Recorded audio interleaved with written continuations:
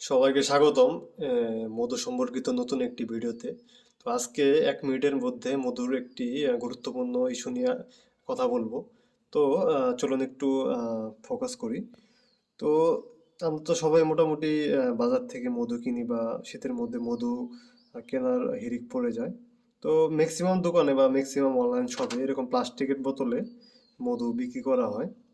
প্লাস্টিকের বোতলে কেন? প্লাস্টিকের বোতলে মধু বিক্রি করা হলে বোতল ভেঙে যায় না বা সহজে পরিবহনযোগ্য হয় এবং প্লাস্টিকের বোতলের দাম কম।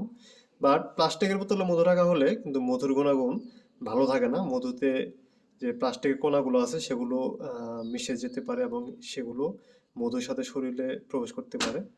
যারা মধু নিয়ে গবেষণা করেন তারা অবশ্যই জেনে থাকবেন যে মধু রাখার জন্য সর্বশ্রেষ্ঠ উপকরণ হলো কাঁচের বোতল। কাঁচের বোতলে মধু রাখা হলে মধু 100 বছর পর্যন্ত ভালো থাকতে পারে। তো আমরা সবাই সচেতন হব এবং খাঁটি মধু চেনার সাথে সাথে খাঁটি মধু খাঁটি একটি পাত্রে রেখে মধুর গুণাগুণ বজায় রাখতে অবশ্যই আমরা কাজ করব।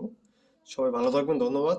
এবং আমাদের চ্যানেলটি অবশ্যই সাবস্ক্রাইব করে রাখবেন এরকম মধু রিলেটেড গুরুত্বপূর্ণ তথ্যের জন্য।